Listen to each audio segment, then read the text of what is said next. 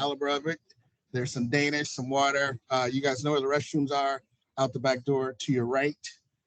Any tips would be appreciated at the front desk. But today, dearly beloved, we've gathered you here to have a conversation, right? What we're talking about is no mystery to most of you all. We're all professionals and we've seen the challenges that we face around the country, right? The beautiful thing is that the mayor has made a significant commitment in the forms of HPTF to getting deals done, right? That's huge. We know from around the country that a lot of deals just aren't able to happen because the local jurisdiction doesn't have the subsidy. But we're going to have to be more strategic, right? Because you all are doing so many more projects, because the cost of land, the cost of construction, the cost of everything is going up. It means that the necessary basis is also going up as well, right? So what we're going to do is walk you through a process that we are looking at going forward, right? And again, because we're all adults, right? We're all going to understand that there's going to be things that we don't like, right? And I'm not going to stand here and try to placate you and tell you something to make you feel better. We've got to draw the line in the sand, and then we've got to figure out how we move forward together to get your deals done. Right? Everybody's in here because they're a housing provider. They want to see more done, right? So I want to introduce my colleague, my brother in arms, who can throw hands too, right? He's going to say hello to everybody. And then from there, Sega's going to come up from DHCD, kind of walk you guys through the presentation. We'll have a Q&A. And this is a process, right? We're going through the first wave of implementation, right? Remember that the QAP is going to be written next year. Did I get that right, Aaron? Okay, so there's going to be an opportunity for everybody to kind of weigh in terms of how we evaluate going forward, right?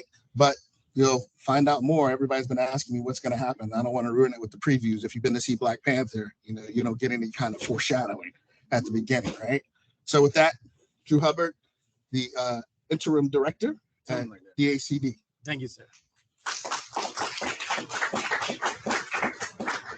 So good morning. Chris said it very well as to why we're here, but I will just add, those of you who have done deals and built things in DC over a long period of time have kind of seen the evolution of the convergence of how DHCD and HFA work more closely together. And you throw in the Office of Planning and the Housing Authority, as well as the Deputy Mayor's Office, you know that we have gotten leaps and bounds more deliberate about how we look at this whole ecosystem holistically.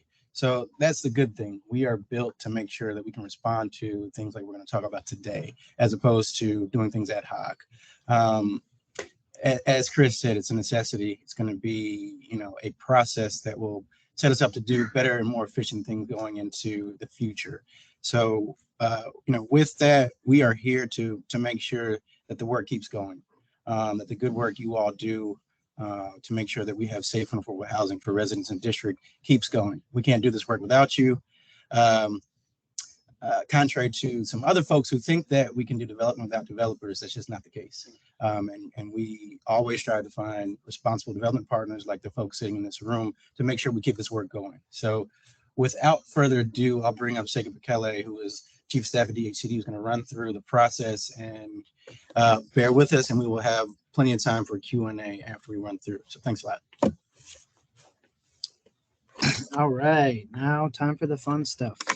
Okay, so we have put together a slide deck that might work. Perfect. Okay, so as you heard, obviously there is increased demand for bonds here in the city. So the whole point of what we're doing today is to lay out a new process that we're going to use to allocate private activity bond cap. And the goal is to ensure alignment with our affordable housing policy priorities and make the most efficient use of our limited cap. So just to reiterate what Chris and Drew said, as you all know, we get a little over $335 million worth of bond cap a year. Because of our historic investments at the local level and gap financing and increased project costs, we've been seeing a lot more increased pressure on bonds. So from what we've seen in our deals, LIHTC affordable projects, for every dollar of gap financing, HPTF, takes $2 of bond cap. And as you all know, the majority of our HPTF deals use 4% LIHTC. So bonds are a critical piece of the capital stack. So as demand has exceeded our annual allocation, bonds are now inherently competitive, which has required a new process for us to allocate bonds as efficiently as we can and get them to as many deals as we can. And so here's the new bond process. DEMPED, HFA, and DHCD have all worked together to come up with this process that will go into effect January 2023.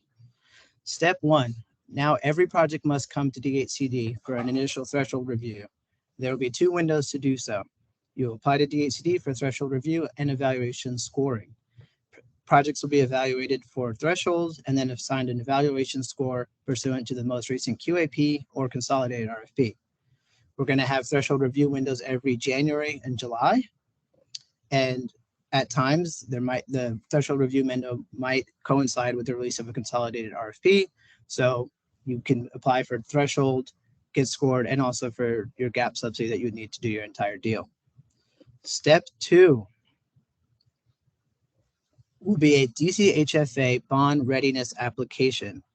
So projects that pass DHCD's threshold review can apply to DCHFA in a readiness application window when they're ready and able to close within 6 months of a bond allocation. HFA will review applications received by the published deadline in either early January or early July, provide you a cure period for any deficiencies, and then set the pipeline by January 31st or July 31st of each year for the following 6-month period. Accepted projects will be ranked by their DHCD evaluation score, and HFA will allocate bonds down the ranking. No project will be allocated more than 20% of the total annual bond allocation. In other words, $67 million in 2023. Any allocated project that does not close within 180 days of DCHFA inducement will be automatically moved to the next application window and put to the bottom of the list. So this is the new process, but we do know there are projects that are well underway and really close to, getting to closing. So we've called something called transition projects to help sort of guide us into January 2023. So what projects have been deemed transition projects are those that meet the following parameters. If your project has already been induced at HFA as of September 1st, 2022, if you've been selected for further underwriting through a DHCD consolidated RFP as of September 1st, 2022, if you've been selected for development through a DEMPED RFP as of September 1st, 2022, or if your project will deliver at least 400 total units by 2025. So we've got this very advanced flow chart. It hopefully makes it clear. So as you can see, first question up in the top left, and we'll post the slides after this and the recording. First question, are you a transition project? Were you induced by September 1st? Were you selected in a DHCD or DEMPED RFP? Or will your project deliver 400 units? If yes, then when you're ready to close within 180 days, you apply to DCHFA in either the January or July readiness application window. You get your projects allocated, induced, and closed within 180 days. If you are not a transition project, then you must come to DHCD first in either our January or July threshold application window and get threshold and scoring. Then continue with your development process, finish your design, get your permits ready, and when you think you can close within 180 days of inducement, apply to HFA in a January or July readiness application window, and then you get induced, close your project. Perfect. So last slide, as you can all imagine, we'll have more information rolling out as we get closer to January. On the DHCD side, we'll post information on our DFD page. On HFA side, they'll post it on their website here. If you have any questions, you can always email either the HFA link here or email DFD. I think you know everybody. If you haven't met the team members, we're all here on the HFA side and the DHCD side. And then we'll post this recording and the slides on both of our websites. You want to introduce everybody who's from the team? Say Yeah, perfect. Okay, I guess you can just wave if you want. Aaron Wilson is the head of our development finance division. Joe Nex is our deputy manager. Reshma Hala is here, also a deputy manager at DFD. I saw Bridget somewhere. Cindy. Oh, Anna. Hello. I snuck in. I think that's everywhere from the DHCD side, and then on the HFA side, we've got. Oh, sorry. Hey, we've got Scott, James. Oh, I can't even see you guys. Yeah, there are more people back there. Afterwards, we can do a little networking. You guys get to meet everybody if you haven't all met. So that's the bond process. And now we'd love to take your questions. Oh, for real? That sounds Thanks for quiet. coming. Must have been the flow chart. Jerry? How does the fee basically RFP process for trust fund money? So it'll coincide with either one of the windows. We either release the RFP in a January window or a July window, and it'll say threshold. It'll just be like the usual RFP, but if you haven't previously gone through threshold, you'll go through threshold, you go through scoring, and then also in your application say I would need gap financing and we'll underwrite. And Whereas two cycles a year. Say that again? 2 cycles a year. RFP cycle. No, not necessarily. It depends on resource availability. so there'll be 2 windows, Jerry. You may have a NOFA that coincides with one of those windows, right? But it's not guaranteed. The 2 windows really are the readiness test. So for those who are going to just use bonds and credits without any subsidy, additional subsidy from the city, can go through those 2 rounds. Those that are going to be in the NOFA round or apply for new NOFA will go to that next NOFA round. And then those who've already gotten awards will also be going to that round for bond readiness, right? So you could have gotten an award in a previous NOFA round. You'll still have to go for bond readiness before you come to us for inducement. Corey. Are folks able to go through the threshold and readiness processes simultaneously? If there's a NOFA, right? Oh, you mean the bond readiness? No, unless you're a transition project now, you'll have to come to DHCD first. And then if you think you can close within 180 days, but I highly doubt it from the projects we've seen in the pipeline. Hold on a second. Was that your question? Because you're saying can you do it one time? Can I submit to both sides? If I'm ready to close in 180 days today, it sounds like you're going to have 6 months to the process. So I gotta wait. I gotta submit the threshold application, and then I gotta wait until July to submit the readiness application. Do I have that right? So No. you're thinking of just a bond deal? No subsidy? So you would submit for deal readiness in January. Right. If you're ready to go, then you can get induced, right? So if you pass the threshold for that round and DHCD says you're good to go, they'll give us the go ahead. You guys will then come to us for inducement, right? I'm waiting until July to do that. You'll go in January.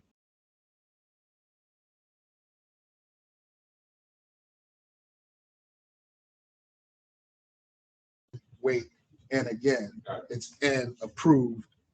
Come knock on our door. So threshold and readiness are the January windows are tied together, or the July windows are tied together. If I get through the threshold review in January, I'll move straight into the readiness window Yes. in January. Yes. Okay. Got it.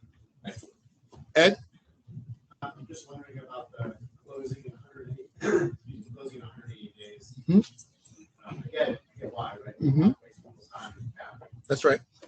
I assume there will be some sort of waiver process if, you're waiting on a permit and you've got an extra week to go, something like that, you'll get all the way back. That's an interesting assumption, right?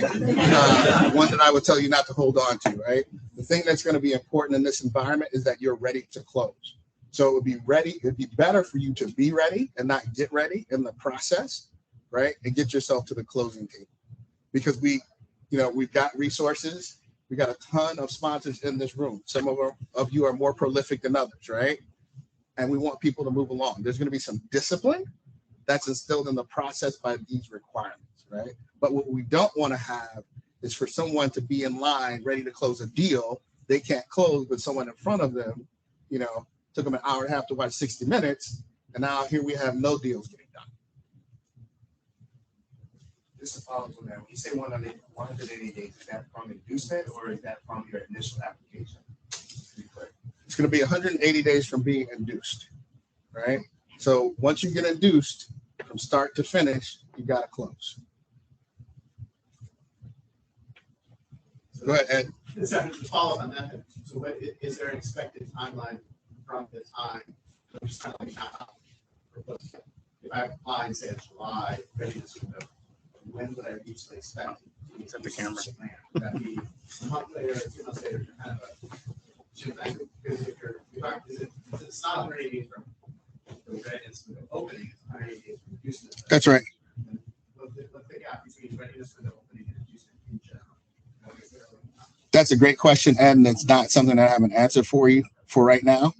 I mean, essentially what you're asking is, can you stutter step to really come in when you're ready, as opposed to getting ready? And I think my answer would be, I need to consult with the team. You can't hold on to that readiness, right, until you're ready. So whether it's you pass threshold, you come for readiness the next day, or there's some amount of time in between, I think what we would say is, if you're saying, oh, I'm going to come for your readiness test 2 months from now, right, then does that make sense? Now, some people may be able to close between 2 months and July. I don't know. So it's not something I have an answer for right now. It's something that we need to go back and think about.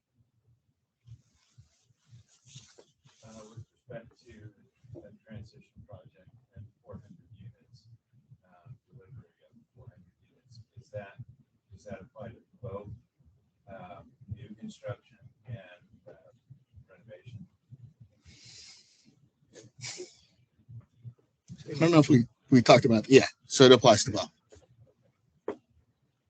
But remember, even for those transition projects, and this is something to keep in mind, everybody from this point going forward is going to be capped at 20% max, regardless of whether you're a transition or whether you're going in next year. The maximum amount of bond cap that you will be able to receive is $67 million.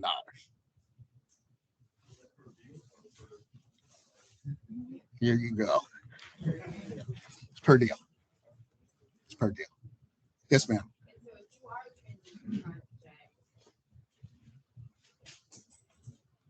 Does this mean that, I guess my question is, at any time in the year, can you go straight down, or like you can only? For the rest of this year, next 45 days. And then in 2023, I guess you can only, I guess the question is, where do you, if your transition contract, do you have to submit in January, July for the readiness application? Those are the only 2 windows in which you can. So right now, if you're a transition project, you would come directly to HFA, right, for inducement. If you're not a transition project, right, then the first window we have is in January, and that's where you'd be submitting for your threshold application. So the windows don't apply to you. No. Okay. Yeah, that bucket comes directly to HFA as it normally would. Yes, ma'am. Let's say you are within 180 days of, getting building permits. And you need, you're going to DHCD for threshold, but might need a little bit of money from HPTF as well. Can you get induced shortly thereafter, or do you have to wait for the July window to go through HFA? If Drew has not committed to writing you a check, then your capital stack is not complete. You'd have to wait Let's say to. my capital stack is 90%. If your capital stack is not 100% complete, because you're a math person, I know you understand what I'm saying, then no, you got to wait.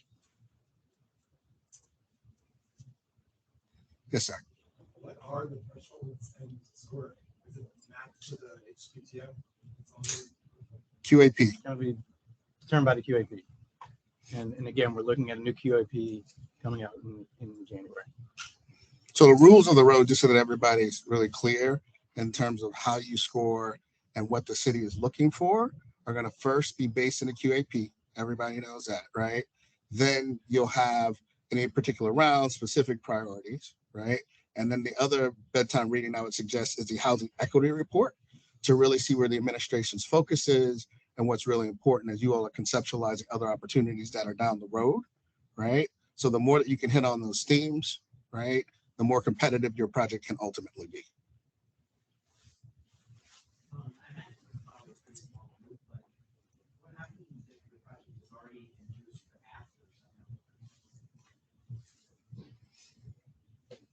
So I think what I hear you asking is if you've been induced sometime this year, right, and you haven't closed and you spill into next year, you've been induced. So that would be a part of that bucket, right? And so I answered the other question somebody asked me slightly incorrectly, right? So if you've been induced or you're in that transition bucket and you spill over into next year, you would still move forward according to the process that we have listed here, right? If you haven't been induced, you're not a part of that transition bucket, then starting on January 1, you'll go through the process, the 2-window process that we've laid out here, and that'll be the way that you can move forward.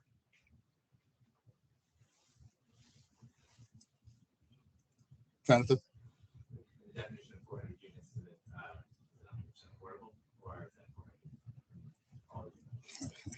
It's not an 80-20. What exactly it looks like, I'm not sure. That's a great question. Do we define that? Okay. So that's a to be continued question, right? And part of the exercise today is to get this feedback because we need to fill in some of the nitty gritty. So, John? How would you characterize a project that's over 400 units, but it has to be split into separate developments to stay under the 67 million? Is that a project that would be in transition period? Because everything is ready. One project, one allocation, without regard to phasing. So if you've got one project and it's 5,000 units, the cap is going to be associated with that entire 5,000 units. It won't be broken into phases.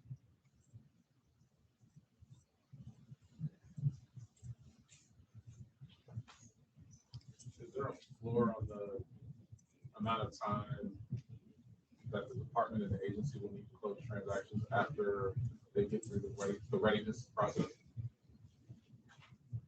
Walk me through. So you have a maximum of 180 days to close. Is there a minimum amount of time that the agency need in order to close transactions? Like you can close in 30 days after? So we both got our timelines that we'll be working together kind of in concert on that. I think part of it, Corey, is going to really be kind of hitting that rhythm, right? With us, you've got the TEFRA, right? You've got the eligibility. So those are going to be at least 45, right? With DHCD, and I don't want to speak for Drew's process, you've got credit committee on their side, OPLA, and then going out to the council, right? So those timelines aren't changing. So as you're kind of thinking through the minimum amount of time, you got to calculate those into your schedule. To the extent that you have for our process, of course, it's gonna have to go, as a council package down for approval. But if you're coming for straight bonds and credits, it's what it is, right? It's what it's always been, right? We'll move that along. So usually, if you guys are ready, right, call it 60 to 90, and 90 is a real outside date, right? The only thing that's going to constrain us is just going to be TEFRA. Yes, sir. Does this replace the stage 1 and stage 2 process, or is that somehow different? Still the same thing for stage 1, stage 2. Is that correct, Scott? Get that right? Yes. Yeah. What will happen is with the current platform that you have with the applications, you'll be able to go in and apply through that. And with the MMRB page, we're going to provide additional details that detail what our process is, what we're looking for in terms of the application, just so it's very clear. That'll be coming on our website in the upcoming weeks. Put your head down. John, between you two, trying to titrate your projects. Yes, John. Is there a date yet on that DHCD January threshold application? Not solid, but in January. Okay. It'll have to be after release of the QAP. So timeout on the QAP, what are we looking at for that, Aaron? We are looking at a draft coming out end of January, definitely in Q1. We're working through those issues with our general counsel to determine if we need to issue an interim piece of guidance for the 2021 RFP. So whatever way it goes, we will make sure that we're in a position to start this in January 2023. Corey. Sorry, I heard two different things. So the threshold application was tied to the state. Like, should folks expect similar documentation be requested? And so like right this to tie stage 2, maybe stage 3, or Which phase of the process are you talking about? Transition? Or are you talking about January 1, everybody? January 1st. Yeah. So on January 1, we'll have two windows at the beginning of the year, right? Those windows will be defined in terms of types of projects that are going through them. You'll go up to the window, right? Assuming that you've already gotten everything else taken care of. And you'll say, hey, we're ready, right? DHCD is going to do its review process, right? And as we just said, it's going to be different from bond credit deals only, and deals that are funded with HPTF included, right? DHCD will go through the review process, make sure that there's threshold review. I assume there'll be some kind of evaluation based on priorities for you guys as well, and you'll stamp somebody's ticket, right? And I'm sorry, I'm trying to get an understanding of, are the same documents going through, like stage 2, market study and appraisal and those things? Should folks expect to have to provide similar things? And are there any other lead time items that folks should be aware of that they should start preparing for January? So I think all of those should be similar. If you've done business with us in the past, we've been pretty easy and fluid, right? Like, so if you didn't have something quite ready, then you could still come in. Well, now, given the process that we have, you got to be ready, right? So you got to have all of that due diligence. There's going to be some definition around the staleness of that diligence, right? And it's going to have to be done according to a certain standard, and we'll lay all of that out for you, right? But it'll be consistent. So we won't have one standard of appraisal and DHCD has another. There'll be one standard appraisal, right? There'll be one standard market study, and all that stuff will have to come to the table, right? When you submit for passing threshold. Once you pass threshold and you come to us, then it's that readiness question, right? Like, are you ready to close, right? And even though you may be able to pass threshold, you may not be able to close. So again, we're just encouraging you, right? If you're not ready, right?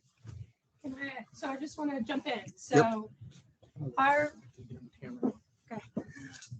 consolidated RFP is out there, right? And so everyone understands the threshold review criteria and the scoring criteria. That's not going to change. That is threshold review and the evaluation score you need before you go to DCHFA. The only thing I think that's really changing here is that you had to submit a stage 2 application no matter what, right? To HFA, there's just a deadline for that now. And you have to have it fully complete. So when we say bond readiness, we're just talking about a stage 2 application that you would have done anyway, right? So in that respect, I don't think there's massive changes. It's something that everyone was already doing. So you get clarity from people who actually do the work. To add some additional context for you, in terms of the readiness. Let me get it on. Come on down. In terms of the additional context for tax-exempt bond readiness, it would be the stage 2, and then we're also going to look at the ability for the transaction to close. And so the evidence of that would be, we're looking at the status of your drawings. Are you with schematic drawings, or do you have permit set drawings? What is the status of your permitting? Things like that. So that will all be published on our website. It's going to be very similar to the stage 2 application. We're just going to be asking for some additional context in regards to what is really critical path items for closing, and that will all be detailed, so it'll be clear for you as you're working through your application for readiness. One of the things that we should mention, and I know this always gets a little energized, right? Number one, everybody should understand that for better or for worse, all of us are talking to one another, right? We actually enjoy one another. So when we hear about a deal, we're going to be collaborating on that deal to true up assumptions, etc. We're also going to be talking to the other financing partners, and as a bank, that's our prerogative, right? So if you tell me that something's ready, right, you shouldn't be surprised if I or someone from my team reaches out to them, not to get into the weeds on your deal, but to make sure that we're all aligned, right, and we can get to the closing table. have no desire to re-underwrite your project, right? Or to unnecessarily kind of impose myself into your transaction. But I also want to make sure that I have clarity, right? So if we get aligned and we're clear, then we're going to do everything that we can to get you closed. That's our commitment, right? We're not going to dilly-dally. We're not going to wait around to cause you to not be able to make that closing line. So that's on us, right? The flip side is we need for you guys to be transparent and tell us, look, we're really close, right? We think we can get there, but we need your help. We need you guys to do something to help us get across the finish line, and we'll do everything that we can, right? But we're really going to insist upon that. Permits, another big deal. We all understand that. We know that there's a velocity program. We're talking about how that might be incorporated into our process, right? But permits have to be right. We're not going to close without permits, right? So love you all. Don't ask, right? The permits have to be ready. Everybody in this room who's done a deal knows that that is a process. And it's one that neither one of us or anybody on our team controls, right? These are our colleagues. We will work with them. We'll have some insight into that. But we cannot get you permits tomorrow, right? So, Sasha, were you praying or are you raising your hand? I think it was cursing you out. We've heard a lot from HFA, from DHCD. Almost all of our projects that do units here in DC also have a few LRSP units, which go through the DC Housing Authority. Have they bought in on this process? And I know that you can't speak for another authority, but just curious as to what their involvement on this process is. So the project-based LRSP goes through us now. That process has changed. We have control over the LRSP money as a initial concern to match to deals. The administration of the actual vouchers transfers to the housing authority once the units come online.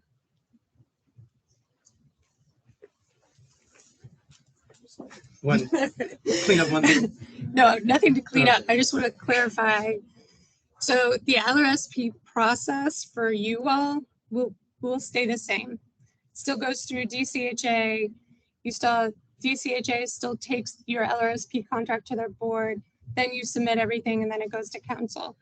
What the director was saying is that we, DHCD, have a little more control over budget alignment now. So kind of before it gets to that stage, it has changed to hopefully make things so that they're a little bit more synced up. What she said.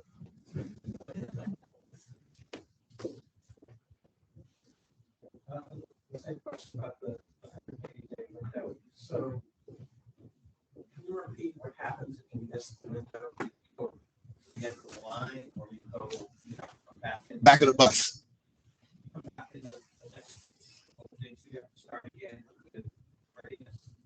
So I don't think you'll need to go through threshold again. Is that right? So it won't be threshold, but it will be in terms of prioritization. Right? If there are 10 deals in front of you, you'll go to the end of that list.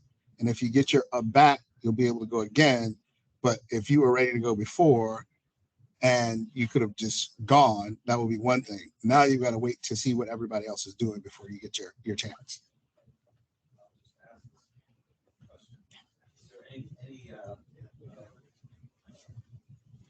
Leniency relative to items outside the control of the So what you guys are trying to get me to say is permits don't come through. Am I still good? And I'm not. or LRSP or something that bogs down that So listen, some of this we got to work through, Jerry. We're not here to be punitive, right? We understand that stuff happens, right?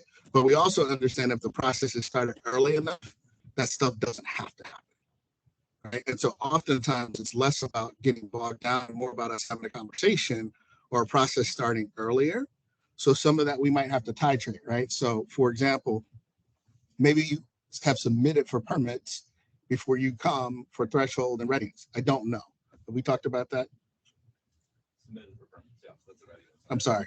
You have submitted, but you can submit either when you submit for threshold or the day before you do threshold and readiness, or you can submit 2 months before that, right? So the developers are going to have to make the decision about whether they want to have that kind of skin in the game, right? And expend those funds to do that. Everybody's counting on that subsidy coming in before they start spending real money. That's the name of the game, right? Nobody wants to be out and exposed. We get it, right? But then the question becomes, how's that process going to move along? And so I think this conversation, like the issues that you all are raising, we don't have answers to right now. And we'll have to go back and kind of ponder those questions, right? But I have no desire in not seeing you get to closing. I don't want to slow you down. If we know that you're a good partner and you're going to get done what you said you were going to do, then I want you to close.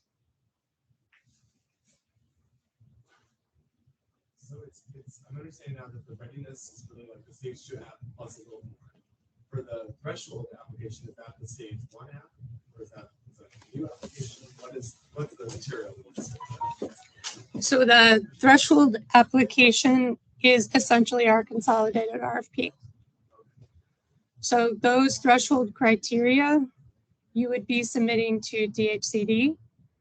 You would also be requesting an evaluation score. So you're essentially submitting an RFP application for your threshold review. Yes. And the purpose behind that is that the RFP aligns with our QAP. The RFP and the QAP follow the district's priorities. So then when you come for, just like when you're applying for our funding, for DHCD funding, we rank you and make selections. Same thing now with bond cap. So bond cap is competitive, right? We're entering elite ranks of, I believe, Washington State and other places that have maxed out their bond cap. And so all, the 4% tax credits that are associated with that, it's all competitive. It's governed by the QAP. Go, Sasha. How long should we see that the process take place? I guess you could break down, but if you request an HPTF funds, or you just purely So I'll speak to the second part. For like tech and bond only, right? You'll go to the window, you'll pass threshold, you get your stamp, you come to us. It's business as usual, right? So the process that you've experienced before, if you're doing bonds and credits only, won't change.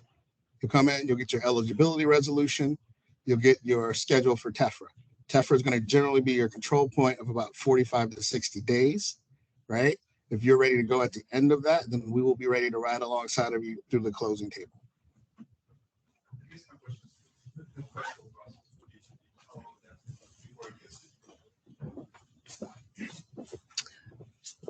So I think what I would prefer to do is for a timeline to be laid out when we publish written guidance so that we can take this conversation and make sure that what we've set up makes sense. I think, in the past we've had 30 applications, and I think projects that are just requesting a threshold review, I doubt we will have that many. So I would just like to think that through a little bit. I think the fastest we've gotten through threshold review and scoring is a couple of months, but we need to work on what we think that timeline will be. So just to follow up on that, let's say you are really just needing, bond allocation coming into the threshold. You're still going to score the project. Correct. Let's say after scoring, past the threshold, and after scoring, your scoring is lower, at sort of the bottom level of all the applications received. Does that make a difference in terms of your queue for inducement with HFA? Or is it, again, a readiness test? Do you want to take this one since it's... So Where they score. yeah, I think this is kind of a joint one here. Yeah. So what's going to happen is you'll score. DHCD should be sending us a list of projects because there's a one-time window, right? Which says the following projects can go into the queue for project readiness. I don't know if we talked about whether we're going to prioritize those, or it's just like you got the good stamp of approval. Right, is it a priority, is it prioritized or not? Yeah. So our initial discussions are yes, it will be prioritized. It will be based on the score. Now, I think as I said before, you know, and as Chris has stated, you know, we're taking this conversation. We're going to go back. We're going to, you know, incorporate it into our written guidance and provide more details on some of these questions. And I would then probably say, it sounds like it's not just true readiness, it's also meeting the district's sort of policy, you know, guidelines, et cetera. Absolutely. I mean, that's the point for all the resources that we're contributing to affordable housing, right? Just to follow up on that, when do you make the cut? Like, when do you say, no, this project did not score well enough to get bonds? Got a regular threshold review, right? To make the cut that it didn't score well enough to get bonds. If you pass threshold, Right. you're out of bonds. Right. And will you split the bonds evenly into two buckets for January and July? Or is the first come, first served? So I think those two questions we need to consider. We haven't made any firm decisions on those two. Are there any considerations or plans to make the scoring and ranking public information?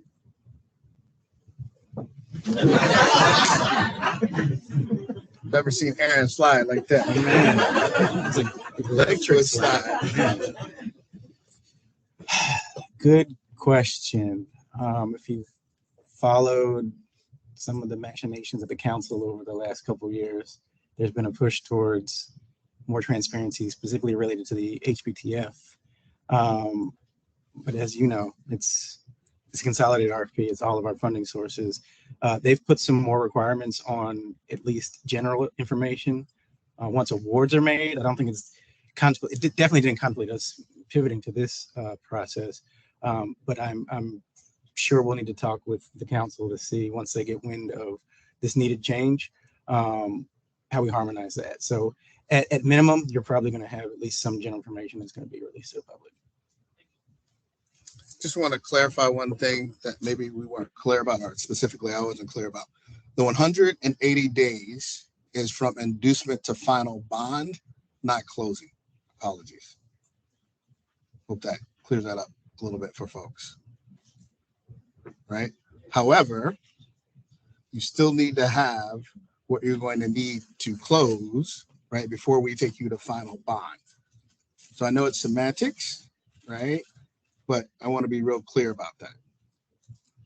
Is that making sense, or you guys have to ponder that for a moment?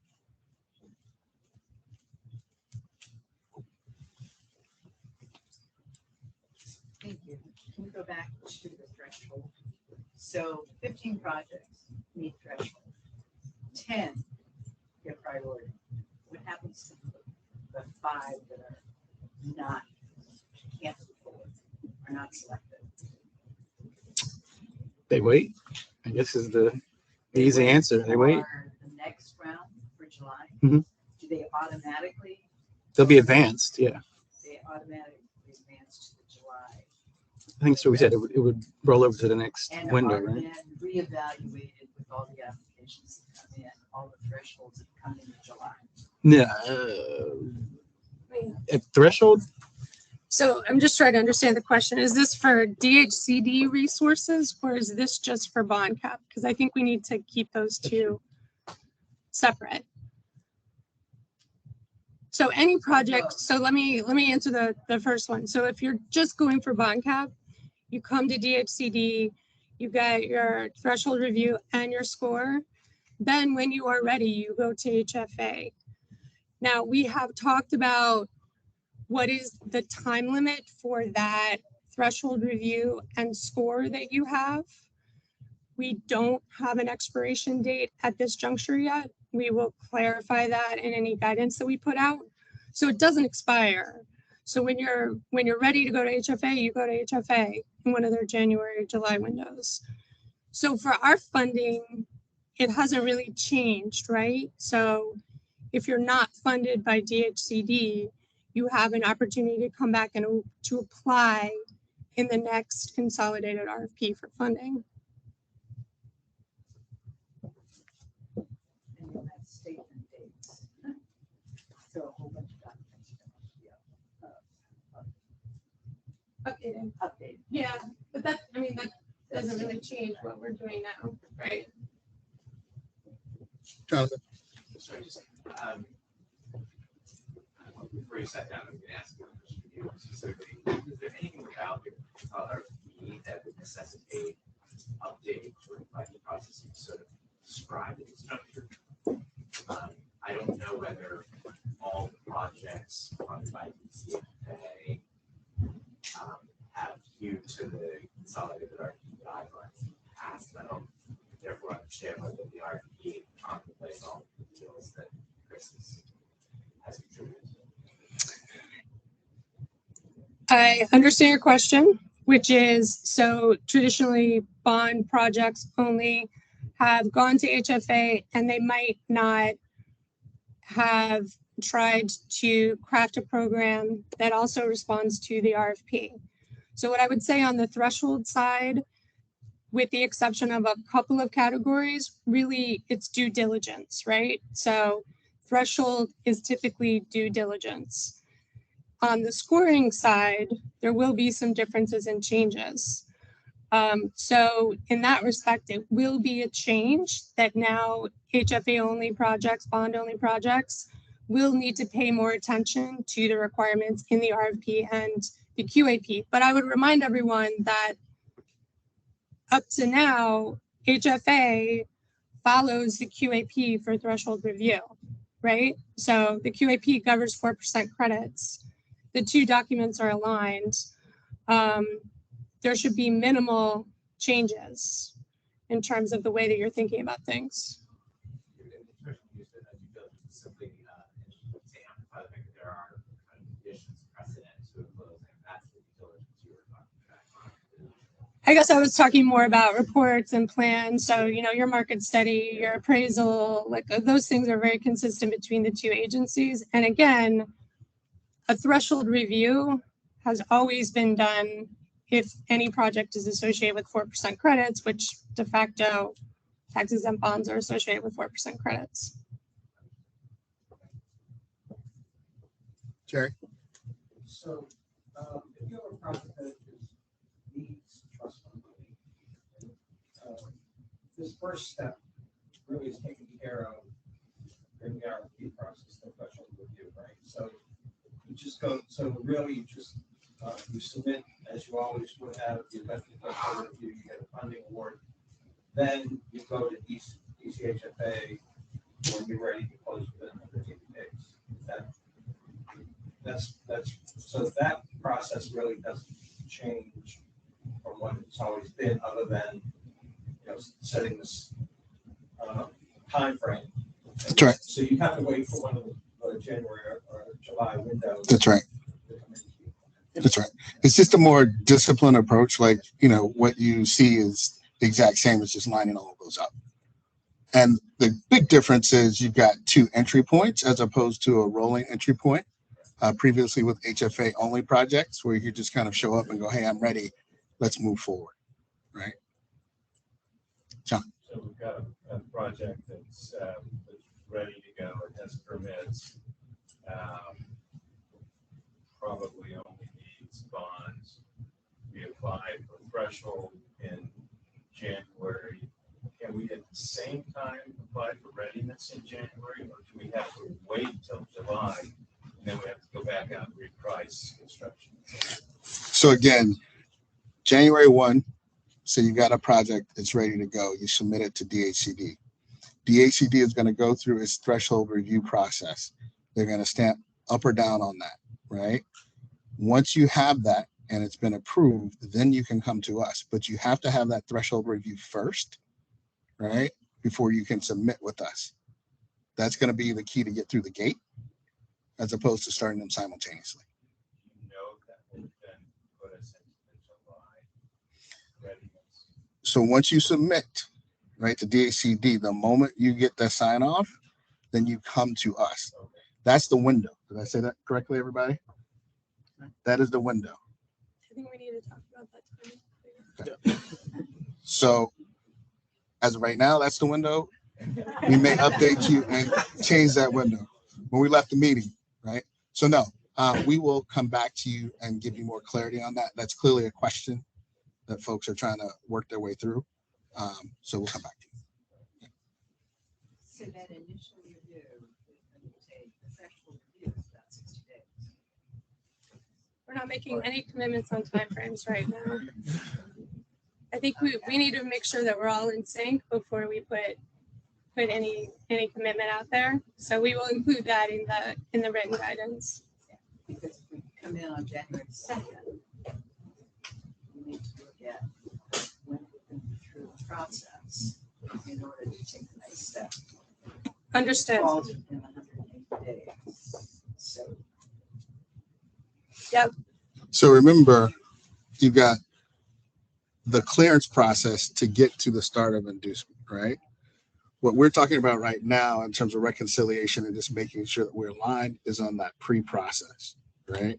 So that you understand how much time it takes you to get through threshold before you can enter the next door. Once you enter that next door, that process will proceed as it has traditionally, right? It's the reconciliation here, right? The alignment around resources and prioritization and how long it takes us to get through that before you can get to that project readiness test that we need to get clear on based on your questions. That make sense? Aaron, no over under.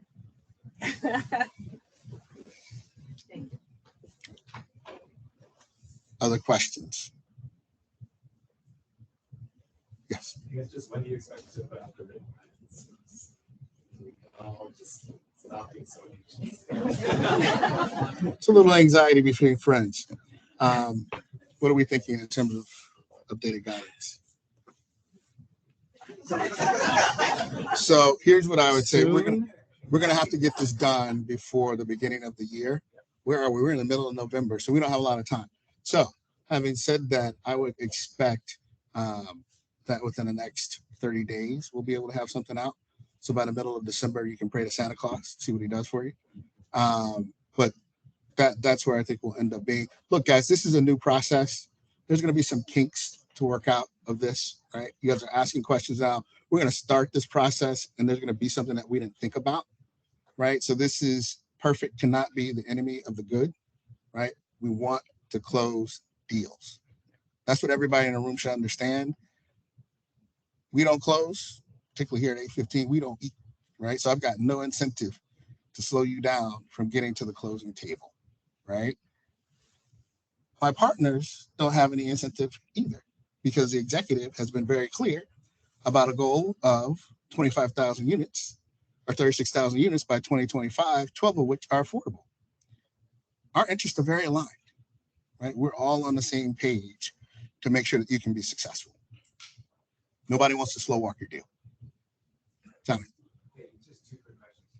One is, are you guys a party to the advocacy generally about reducing the 50% test to 25%? Absolutely. That'd be beautiful. And in the implementation of this, have you guys at all talked to or thought through the conduit lender requirements as part of the threshold? So talk to me about what you mean by that, Jonathan. I think we're sitting here thinking a little bit about the lender's capacity to affect that which is required for the submission and meet the 600 day. Still not following.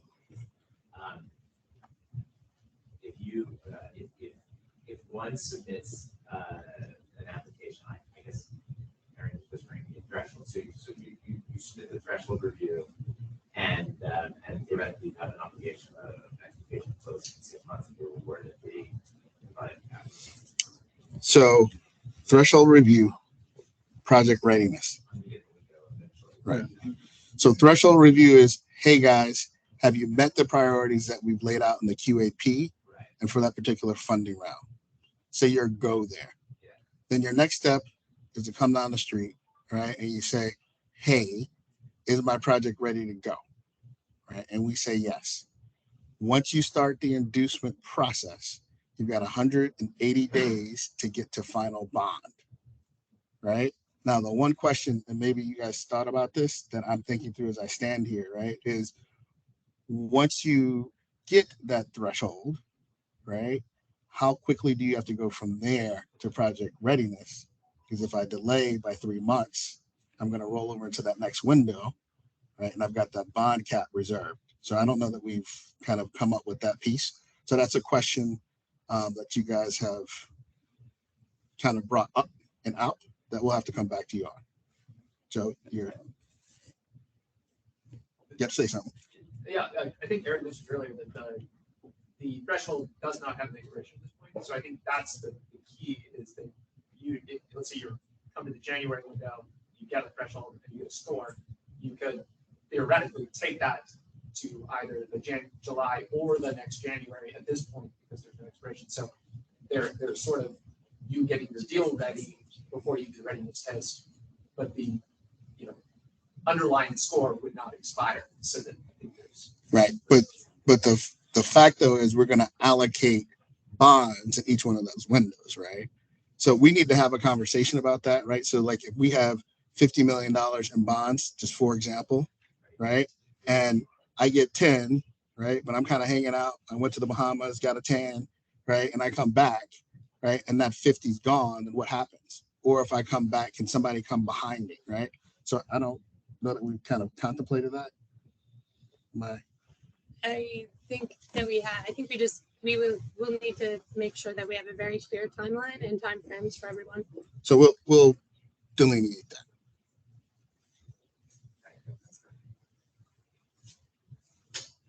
Other questions?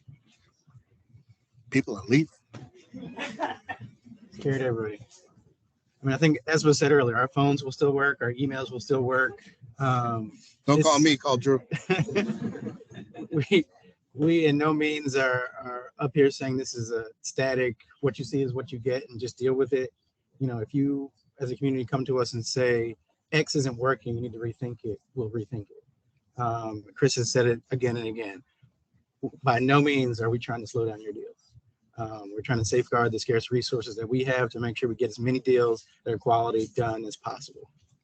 And there are a couple of things that are really hard. So just so that we're clear, right? There's a hard cap at 20% of the entire allocation of $67 million, period. Hard stop. Don't ask, won't change, right? The other static thing is we now have 2 windows, right? January and July, right? So you got to get through those 2 windows. The third thing is everybody has to have a threshold review through DHCD and one of those windows, right? Hard and fast, won't change. What we've really been getting into though is the process flow and the issues around timing, right? There's a couple of points along that timeline that we need to further flesh out, which we will come back to you on. But remember this fundamentally, right? With these very scarce resources, we are disinterested on allocating resources where somebody's just going to kind of sit on them and say, I've got them, and they don't close, right? It's all about ABC now. Always be closing, right? There has to be a sense of urgency and focus and discipline to get to the closing table, right? We will be unsympathetic if you can't close. I want to be real clear about that because I've had some conversations with some of you about that in the past. Still love you, right? But it's going to be a very different conversation as we move forward. Go ahead, Adam. Say that one more time. You'll have to look at the QAP. What I will say at the end of the day, I don't think ownership falls anywhere in that line, right? So whether you have it under site control, whether you own it, etc., right, is not going to be the driving factor. There may be some other factors in there which kind of intersect with a given project, but really, if you haven't done a transaction with us, if you have a lot of questions about how to do a transaction with us, please really spend some time digging into the QAP. I think it will be very, very helpful. And even for some of you all who are seasoned and I've done this before, I will refer you back and say you probably want to refresh your knowledge of the QAP, because when we're talking now, we're going to rely very heavily on that document to make sure there's one band and one sound.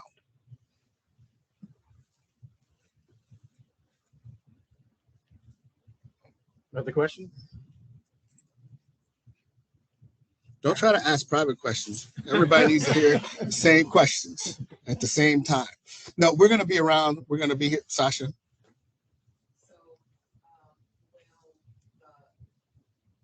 Will there be a clear policy priority next year or not, on new construction, or is it net new thing for 2023? Everything that we prioritize will be in the QAP. It'll be very clear. Where do people send questions? Or is it general? No, where's the slide? Keeping us honest.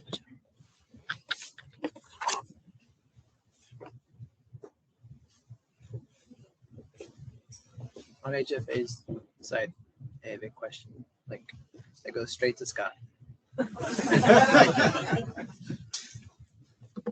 And we may change an email address to get a very direct email address about process questions at DCHFA.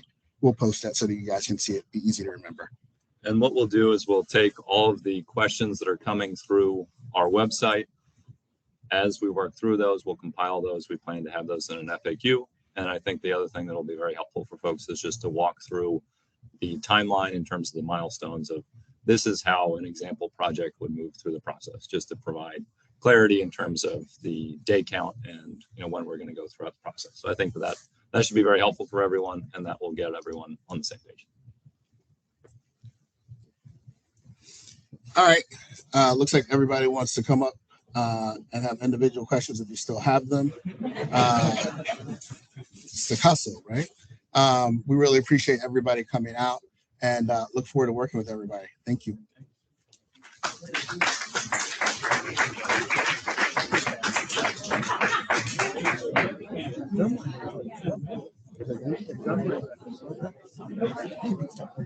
That's it.